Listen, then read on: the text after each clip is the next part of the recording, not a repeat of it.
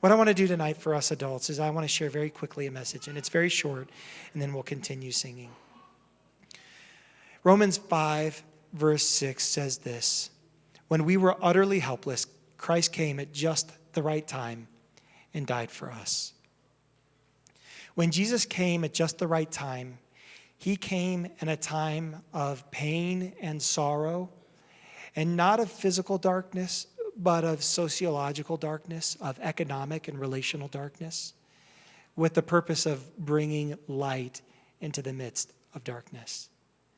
When Jesus chose to come enter his creation and join into a family of insignificant means and to be born into a town of insignificant standing, he was dignifying the human experience in all the ways that the human experience needed dignifying.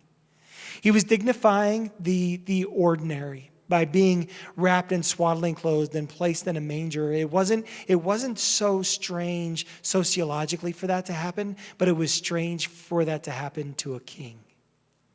Jesus was dignifying the ordinary, boring, and insignificant human experience that we so often try and hide from and run from.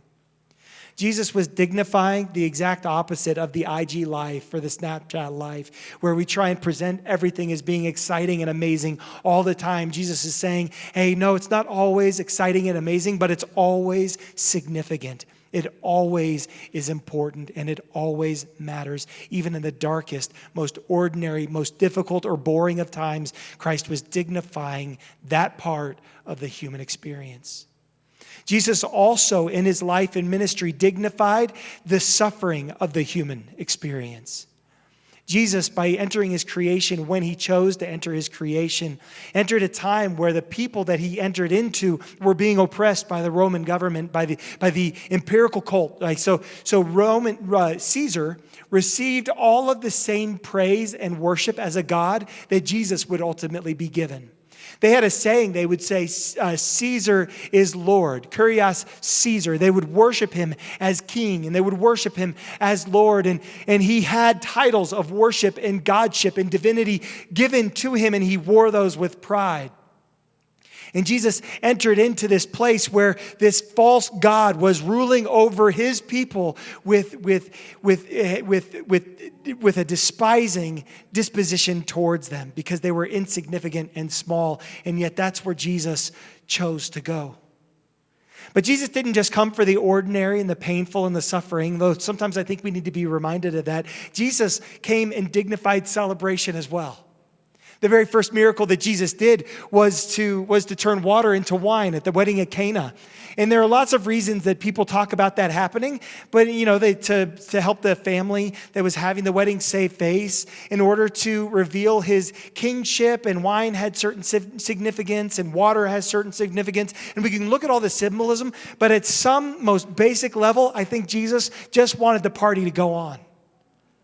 Because Jesus was going, hey, marriage was my idea, and I'm excited about marriage, and I want this marriage to be celebrated the way that it would be celebrated if I was the one throwing the party, so let's celebrate marriage. And I think Jesus just likes to celebrate. I think that when we think of Jesus and Mary, and we think of them being alone in their traveling to Bethlehem, and alone in this stable, and alone in all of these different places, what we miss is that they would have been surrounded by family, and there would have been a celebration of the birth of Jesus.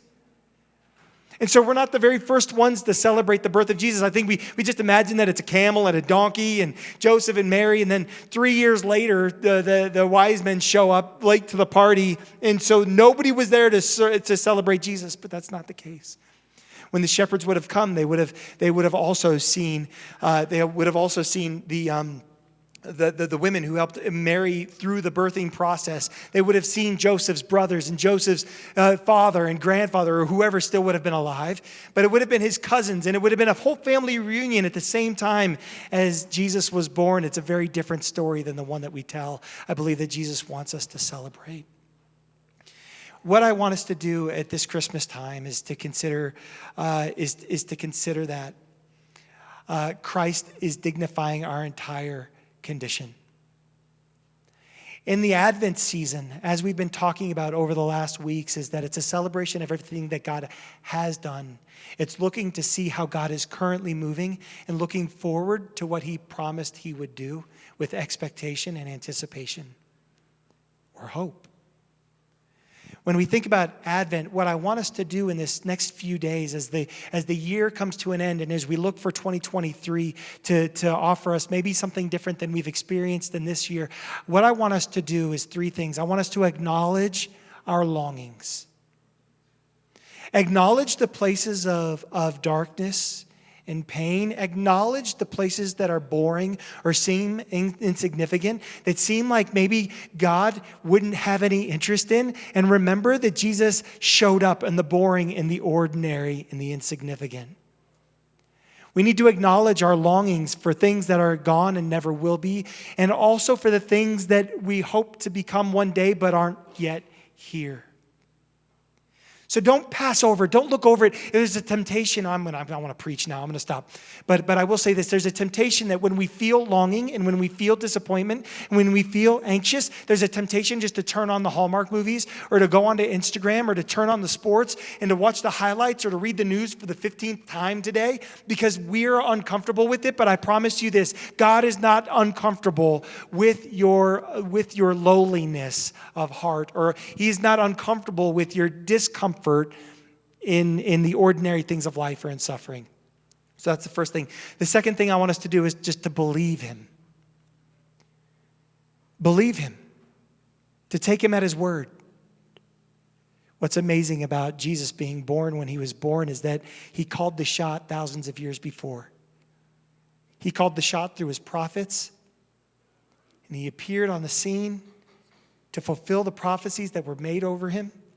So he fulfilled, I don't even remember the number, it's north of 80 prophecies. But if you just took 40 of the prophecies that Jesus fulfilled, the statistical odds of anybody accomplishing those would have been the equivalent, one mathematician said, would be to cover the state of Texas 3 feet deep in silver dollars, paint one of them red, and then send a blind man out to choose it.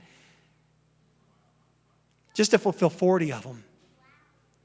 And Jesus did so much more than that. And the last thing that we need to do is commit our way to him. As we believe him, as we believe that he will do what he said he would do because he's done what he said he would do, we need to commit ourselves to him. We need to turn our hearts. We're invited to turn our hearts, our minds, our disposition towards him with anticipation of him acting on our behalf. Amen? That's the invitation. To acknowledge, to believe, and to commit.